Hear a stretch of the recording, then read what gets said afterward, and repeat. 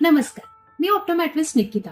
आज आपण जाणून घेऊया एमेट्रोपियाची कारणे, म्हणजेच डोळ्याला नंबर लागण्याची कारणे आणि रिफ्रॅक्टिव्ह सर्जरीची तत्वे.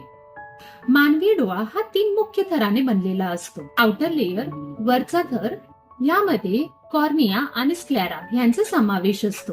कॉर्निया हा डोळ्याच्या पुढील बाजूस असलेला पारदर्शक भाग असतो. तो प्रकाश डोळ्यात प्रवेश करू देतो. स्क्लेरा हा डोळ्याचा पांढरा मजबूत आणि अपारदर्शक भाग असून तो डोळ्याचे संरक्षण करतो. मिडल लेयर म्हणजे मधला थर, यामध्ये आयरिस, सिलियरी बॉडी आणि कोरॉइड यांचा समावेश असतो. आयरिस प्रकाशाच्या प्रमाणानुसार बुबुळाचा आकार नियंत्रित करते.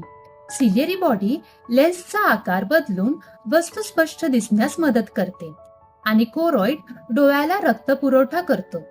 शेवटचा थर हा रेटिना असतो.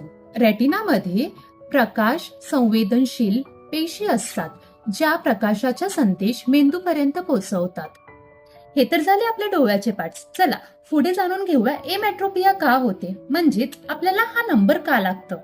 स्पष्ट दिसण्यासाठी डोळ्यावर येणारा प्रकाश रेटिनावर अचूकपणे फोकस होणे गरजेचे आहे.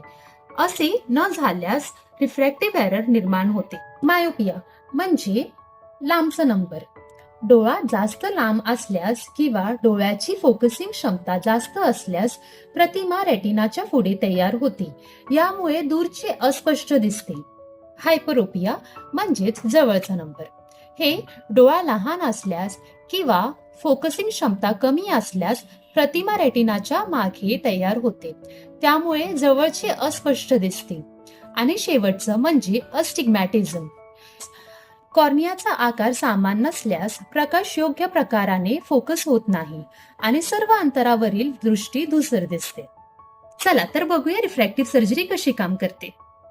जसं चष्मा किंवा कॉन्टॅक्ट लेन्स प्रकाशाची दिशा बदलून नंबर दुरुस्त करतात, तसेच रिफ्रॅक्टिव्ह सर्जरीमध्ये कॉर्नियाचा आकार आणि जाडी बदलली जाते किंवा आर्टिफिशियल लेन्स बसवली जाते. चष्म्याचा नंबर काढण्यासाठी LASIK, PRK, LASIK, smile, ICL आणि RLE अशा विविध रिफ्रॅक्टिव्ह सर्जरी उपलब्ध आहेत.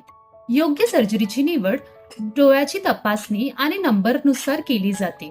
यामुळे प्रकाश रेटिनावर योग्य ठिकाणी फोकस होतो आणि चष्मा किंवा कॉन्टॅक्ट लेन्सची गरजही लागत नाही.